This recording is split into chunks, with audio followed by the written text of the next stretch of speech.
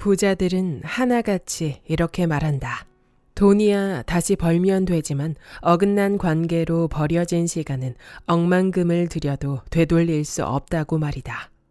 그들은 시간이야말로 최고의 가치를 지닌 자산이라 생각해 누구보다 소중히 여겨 전략적으로 배분하고 꼭 필요한 관계에만 사용해 또 다른 기회와 부, 명예를 손에 쥐었다. 안녕하세요. 따뜻한 책 한 잔입니다. 오늘 여러분에게 읽어드릴 책은 부자들의 인간관계, 지은이 스가와라 게이, 옮기니 정지영, 발행 세멘 파커스, 발행일 2022년 10월 29일입니다. 지금 당신 곁에 있는 사람은 가까이 할 사람인가, 피해야 할 사람인가? 더 이상 쓸데없는 관계에 시간과 노력을 들이지 마라. 부자들의 인간관계의 저자 스가와라 게이는 대기업 경영진, 정치인, 유명 연예인, 프로 운동선수 등 이른바 상위 0.1%라고 불리는 이들의 책을 만들어 온 유명 편집자이자 베스트셀러 작가입니다. 모두가 탐내는 황금 인맥을 가진 그는 돈과 명예를 모두 거머쥔 부자들의 언행과 자세를 관찰한 결과 인간관계에서 답을 찾아냈습니다. 그들은 하나같이 취할 것은 취하고 버릴 것은 버리는 일견 당연한 진리를 인간관계에서도 철저하게 실천하고 있었습니다. 이 책을 참고한다면 스트레스 없는 인간관계는 물론이고 우리 모두 꿈꾸고 바라는 행복한 부자에 가까워지는 것을 경험하게 될 것입니다. 그럼 지금부터 본문 일부를 낭독해드리겠습니다. 만나는 사람을 바꾸면 부자가 될 수 있다. 부자는 싸움을 하지 않는다는 말이 있다. 나는 오랫동안 이렇게 생각해왔다. 돈이 있으면 갖고 싶은 건 뭐든지 가질 수 있으니 짜증을 낼 일도 없겠지. 어떤 문제도 돈으로 해결할 수 있으니 다른 사람과 다툴 일도 없을 테고. 그런데 최근 그런 의미가 아님을 깨달았다. 물론 돈이 많으면 싸움이 벌어질 일도 별로 없다는 의미도 있을 것이다. 그러나 일을 하면서 부자들을 만나 이야기를 들을 기회가 많다 보니 그런 뜻만 있는 것은 아님을 알게 되었다. 부자가 싸움을 하지 않는 것은 애초에 싸움이 일어날 사람과 만나지 않기 때문이었다. 부자들은 인간관계에서 취할 것과 버릴 것을 제대로 선택하고 있던 것이다. 마음이 맞는 사람, 가치관이 같은 사람들만 만나기 때문에 인간관계에서 발생하는 문제가 매우 적고 인간관계에서 오는 스트레스도 제로에 가깝다. 부자가 되어 여유로운 마음으로 살아가는 사람은 기본적으로 인간관계의 달인인 것이다. 부자들은 대체로 사소한 일에 얽매이지 않는다. 남은 남이고 나는 나라는 확고한 생각이 있으므로 기본적으로 인간관계에서 분쟁이 일어날 일이 없다. 일상에서 느끼는 스트레스의 반 이상이 인간관계에서 생겨난다는 조사 결과가 있다. 결국 인간관계를 개선하면 스트레스의 절반 이상을 줄일 수 있다는 말이다. 이런 말을 듣기만 해도 스트레스 없이 느긋하게 살아가는 모습이 눈앞에 어른거린다. 그렇게 되면 자신의 능력을 최대한 발휘할 수 있고 자기 인생에서 최고의 부자가 될 수 있다는 확신이 솟아날 것이다. 여기에서 말하는 인간관계는 소위 인맥 만들기와는 다르다. 마음속으로 서로 무언가를 얻어내고자 하는 욕심이 깔린 인간관계는 당장은 괜찮을지 몰라도 끝이 나쁜 경우가 많다. 반면 함께 있으면 마음이 놓이고 근심 걱정이 사라져 마음이 따뜻해지는 사람이 있다. 그런 인간관계에 둘러싸이면 자신의 마음이 평온해지므로 일도 잘 풀리고 가정에도 평화가 찾아온다. 그러면 자연히 인생이 호전되기 시작한다. 아무래도 우리는 지금까지 크게 오해하고 있던 게 아닐까. 성공해서 부자가 되려면 싫은 사람을 만나는 희생쯤은 감수해야 해. 항상 상대의 속마음을 살피고 미움받지 않도록 신경 써야지.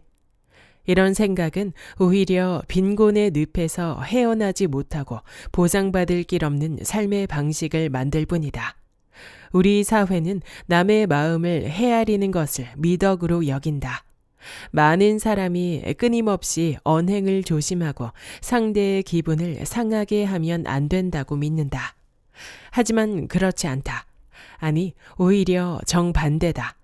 서로 인내하거나 과도하게 신경 쓰지 않는 인간관계가 바탕이 되어야 한다. 그것이 바로 여유롭고 바람직한 인생으로 이어지는 삶의 방식이다. 인간관계를 망가뜨리는 쓸데없는 노력. 좋은 인간관계는 함께 있을 때 긴장되지 않고 상대방에게 굳이 신경을 쓰지 않아도 된다. 대화가 무르익고 웃음이 터지지 않더라도 그저 함께하는 것만으로 마음이 풀리고 안정되는 사이가 좋은 인간관계다. 항상 같이 시간을 보내고 싶은 관계 말이다. 이런 관계에서는 자신의 모습을 있는 그대로 드러낼 수 있으므로 자신도 모르게 일상의 스트레스가 완전히 해소되기도 한다. 자신이 가진 것 이상으로 보여줘야만 한다는 쓸데없는 압박에서 벗어나 상대와 자연스러운 모습으로 마주할 수 있기 때문이다. 어딘가 위화감이 느껴지는 상대방을 무리해서 이해하고 받아들이려고 하면 괜스레 초조함만 심해질 뿐이다. 그러다 보면 관계가 더욱 삐걱거리게 될 수도 있다. 그렇다고 인간관계를 귀찮고 필요 없는 것으로 치부하고 만남 자체를 차단하는 것은 안타까운 일이다. 새로운 사람을 만나면 새로운 가능성이 열리기 때문이다.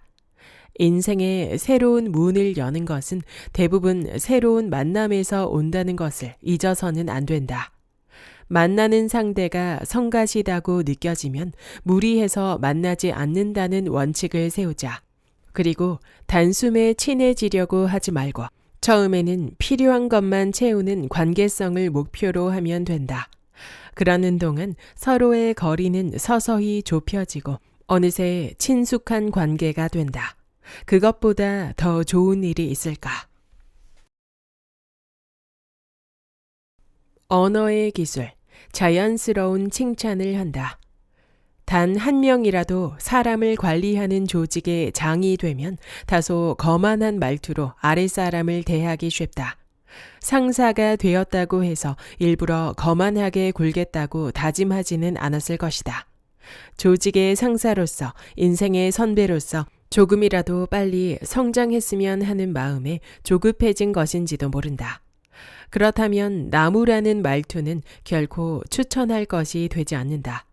이러한 방식은 역효과가 날 뿐임을 명심하자. 정신과 의사이면서 특별한 유머 감각을 갖춘 유명 에세이 저자인 사이토 시게타는 이렇게 말했다. 만약 당신이 관리하는 직원이 있다면 100번 꾸중하기보다 한 번 칭찬하는 편이 그 직원을 크게 성장시킨다는 것을 마음에 새겨라. 나는 사이토 선생과 여러 차례 함께 일을 했다. 그는 매번 과장하지 않고 자연스럽게 칭찬해 주고는 했다. 기획서를 검토할 때면 늘 그가 먼저 꺼낸 말은 칭찬이었다. 오, 이 제목 괜찮네요. 나는 마음에 드신 건가? 라고 생각했지만 이후 기획서가 너덜너덜해지도록 피드백을 받았다. 그렇지만 칭찬을 받으면서 기분 좋게 대화를 시작했기 때문에 다시 검토해보자는 의견이 나왔어도 침울해지지 않을 수 있었다.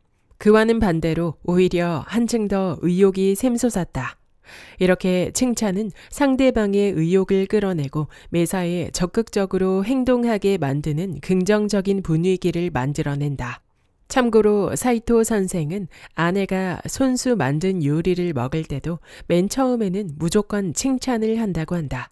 한 입 먹으면 바로 아, 맛있네 라고 말이다. 혹시라도 음식의 간이 맞지 않아 짜게 느껴진다면 나중에 이렇게 덧붙인다고 한다. 나도 이제 많이 늙어서 염분을 좀 줄이는 게 좋겠어. 이렇게 말하면 아내분도 화를 내지 않는다고 한다.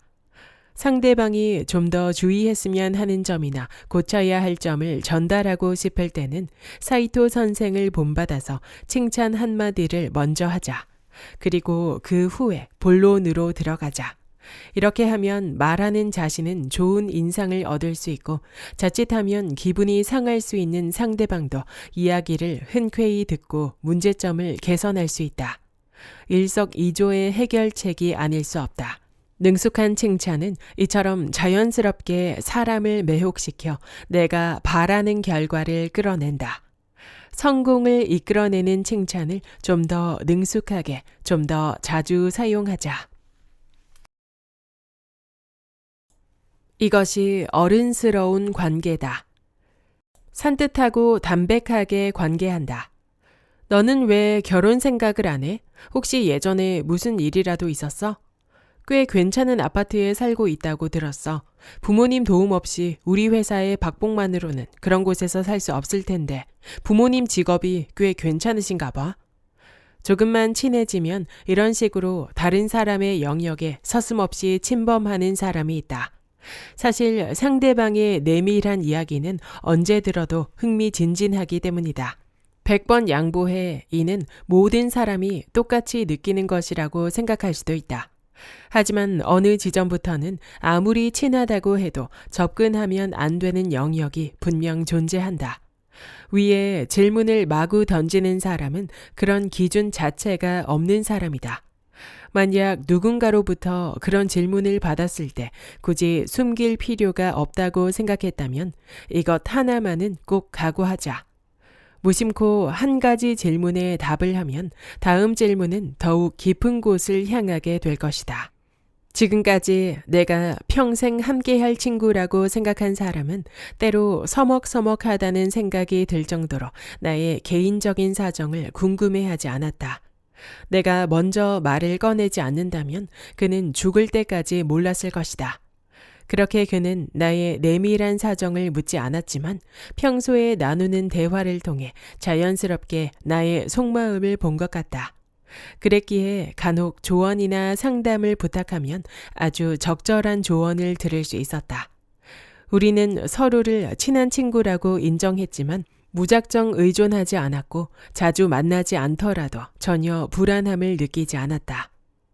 장자에는 이런 말이 있다. 군자의 교제는 물처럼 맑다. 교양 있고 지성을 갖춘 사람과의 만남은 늘 산뜻하고 담백하다. 적당한 거리감을 유지하기 때문이다. 반대로 소인의 교제는 단술처럼 달콤하다라고 적혀 있다.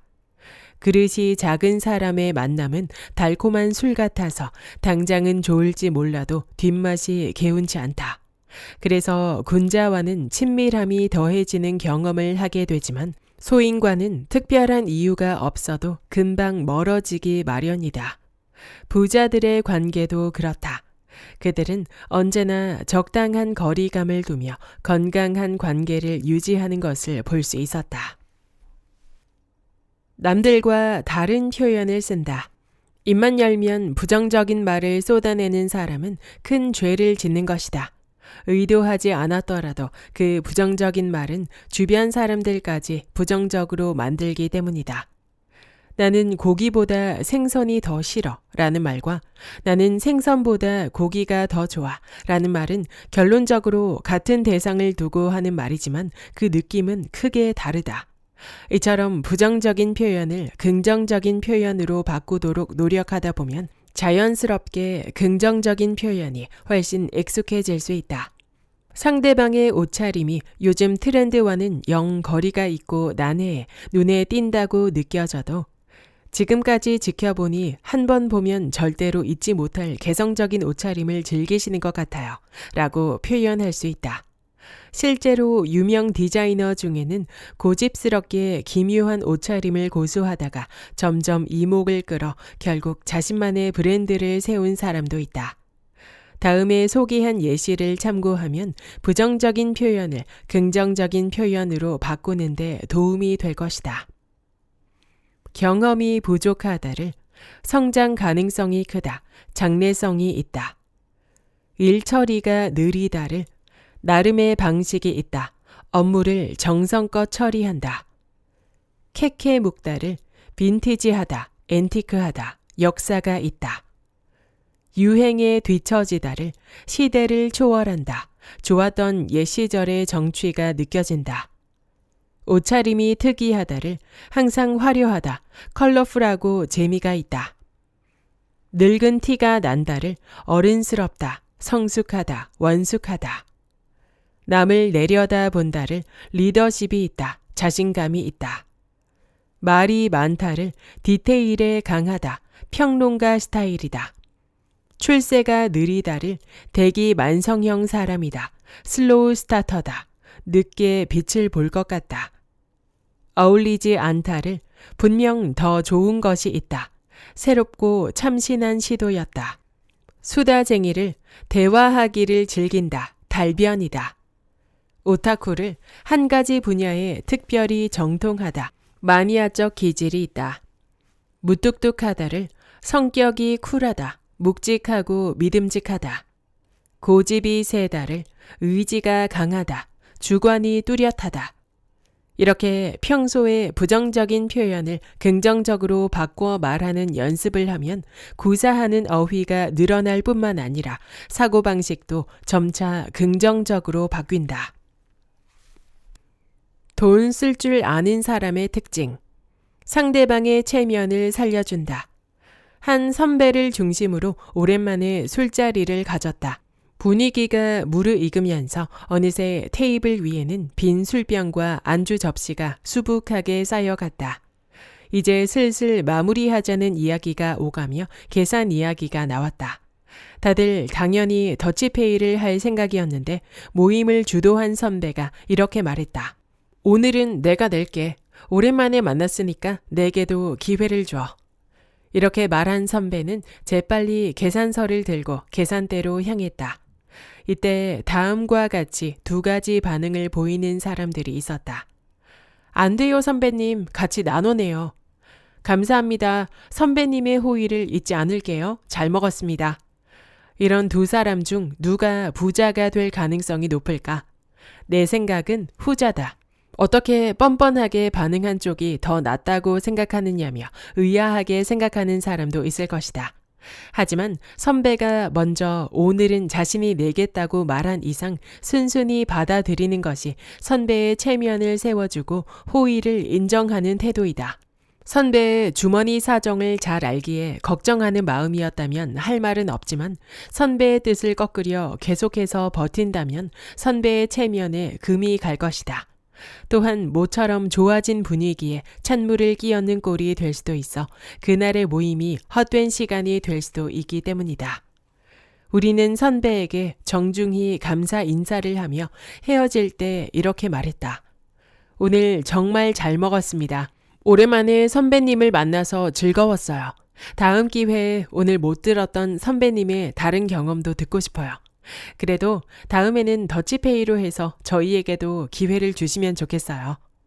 이렇게 말하면 선배의 체면을 세워줄 수도 있고 다음에는 부담 없이 만나자는 의사도 자연스럽게 전달할 수 있다. 거절하는 용기가 있다. 누군가로부터 만나자는 메시지가 도착했을 때 오늘은 술 마실 기분이 아닌데 혹은 항상 불평불만만 얘기하니까 이야기를 듣고 있기 힘들어 같은 생각이 든다면 단호하게 거절하면 된다. 너무한 것 아니냐는 생각을 할 수도 있겠지만 다시 생각할 필요가 없다. 거절해야 한다. 인간이라면 누구나 날카로운 감이 있다. 특히 부정적인 신호는 거의 100% 들어맞는다. 이 날카로운 감이 모처럼 작용했는데도 무시하고 이야기를 들어주기를 원하는데 무시하는 건 옳지 않아. 혹은 잠깐만 만나줄까? 라고 망설이다가 결국 만난다고 해도 좋은 결과는 나오지 않는다. 상대방의 이야기도 귀에 잘 들어오지 않는다. 나의 이런 반응은 상대방에게도 충분히 전해지기 때문에 어떻게 생각해도 득될 것이 없다. 좋은 인간관계를 쌓고 싶다면 거절하는 용기도 중요함을 알아야 한다. 미안, 오늘은 빠질 수 없는 업무 약속이 있어. 이렇게 적당히 거절하면 된다. 이런 거절을 반복하다 보면 상대방도 자신이 환영받지 못한다는 것을 깨닫게 된다. 그런데도 계속 권해온다면 그 정도로 감이 나쁜 상대와는 관계를 지속할 이유가 없다. 감정과 상황에 끌려다니지 않는다. 분노 매니지먼트 전문가의 조언에 따르면 분노의 감정은 처음 5초 동안이 가장 강력하다. 이 5초만 견디면 침착함을 되찾을 수 있고 나중에 후회할 언행을 하지 않고도 사태를 받아들일 수 있다. 분노가 치미는 상황이 되면 다음에 2가지 과정을 실천해보자. 첫 번째 과정은 자신의 경험에 비추어 어떤 것은 허용할 수 없는지, 어떤 상황이 되면 자신을 통제할 수 없게 되는지 분석한다. 두 번째 과정은 위험하다고 생각하는 상황에서 머릿속으로 좋아하는 노래나 장소를 떠올리거나 오늘 점심은 무얼 먹을까 등 무엇이든 좋으니 다른 생각을 해서 주의를 환기한다. 만약 상대방이 자신에게 분노를 표출한다면 정면으로 맞서지 않는 것이 가장 좋다. 화가 날 만한 상황이겠지만 충분히 이해는 합니다만 같은 말로 일단 상대방을 진정시키려 하면 그게 지금 할 말이에요? 혹은 지금 내 기분이 어떤지 모르잖아요. 또는 그렇게 나오니까 화가 나는 거야 라고 더욱 분노를 자극할 뿐이다. 그렇게 되면 점점 수습 불가능한 상황에 빠져버린다. 그러니 이렇게 해보자. 상대방의 분노에 그냥 네 라고 짧게 대답한 후 한 귀로 듣고 흘려버리자. 그렇게 잠깐의 시간이 지나면 상대방의 분노도 점점 진정되면서 내가 좀 지나쳤던 것 같네요 라고 스스로 화를 가라앉힐 수 있다. 결국 더 큰 문제로 발전하는 일도 피할 수 있다. 친구나 가족, 동료나 상사는 분노 이후에 어떻게 대응하는지 지켜본다. 분노 이후 어떻게 다스리느냐에 따라 얼마든지 평판이 좋아질 수도 있다. 적절히 분노를 다스릴 줄 아는 태도는 훗날 더 많은 책임과 권한을 가지게 되었을 때 그에 맞는 대우를 받게 하는 바탕이 될 것이다. 여기까지 부자들의 인간관계의 본문 일부였습니다. 이 책의 저자 스가와라 게이는 저자들이 함께 작업하기를 원하는 프리랜서 편집자이자 베스트셀러 작가로 부와 성공을 거머쥔 사람들과 가까이서 소통하며 그들의 습관에 관한 책들을 많이 저술했습니다. 이번 책 또한 가까이서 지켜본 부자들의 인간관계를 주제로 쓰여졌는데요.